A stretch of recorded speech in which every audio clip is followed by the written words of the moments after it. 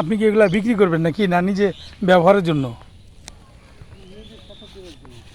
ও খেতে দিবেন না? হ্যাঁ, জি, আচ্ছা আচ্ছা। হুম, ওটার উপরে ছিটাই দিবেন না?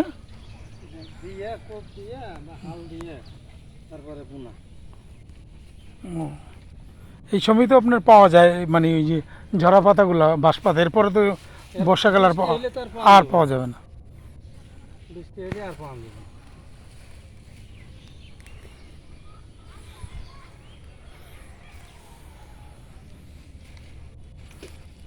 ছোটবেলায় দেখতাম জি জি মায়েরা দাদিরে ওই যে ঘরের পিছে ছাই ফেলায় না, জি জি জি ওখানে কয়টা দাঁড়ার পিছিয়ে নিয়ে যা ছিটে দিয়ে দিত। আচ্ছা আচ্ছা আচ্ছা। সার মার কিচ্ছু দিত না, জি দাঁড়া হয়তো মোটামুটি। এটা মানে এটাই ওটার খাবার আর কি। এটাই ওই দোল বাইরে যায় দুটো দাঁড়া উঠে নিয়ে আসে তরকারি দিয়ে দিল খাওয়া। বিভিন্ন পোকামাকড় বা অন্য কিছুর থেকে মানে এটা ইয়ে হয় আর কি, এই ছাইটাই হলো সাইডে। মানে আল্লাহর রহমতে কোনো কিছুই ফেলানো যায় না পৃথিবীতে, হ্যাঁ, সবই কাজে লাগে। এই ছাই এমন একটা জিনিস, একটা গাছ বুনবেন, জি গোড়ার মধ্যে একটু ছাই দুই থাপা দিয়ে গাছটা বুনবেন, এত দূরত্ব শিকড় নিব, ওই শিকড়টা গাছটা শক্তি অন্যরকম। হুম। ছাই এমন একটা জিনিস। আমরা তো ছাই গ্যাস আই ধরি আমি। মই যাবো চললি যাক শরীরে হ্যাঁ খেতে দিবেন নাকি দিদি?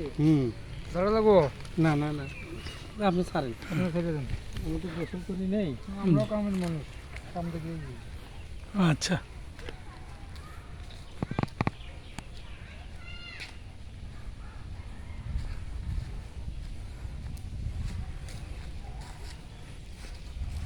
ভিউয়ার্স, দেখলাম বাঁশপাতা পুড়িয়ে কিভাবে ছাই বানানো হয়।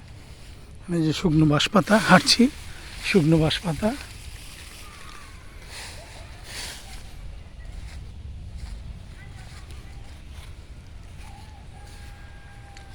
আপনি বাঁশঝাড়ের নিচে গেলেই এই সময়টা আপনি শুকনো ঝরা বাঁশপাতা দেখতে পাবেন।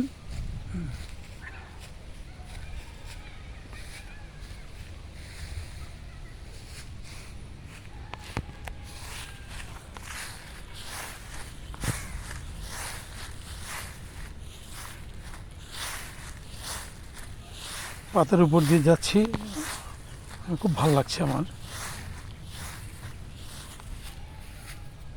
ধন্যবাদ।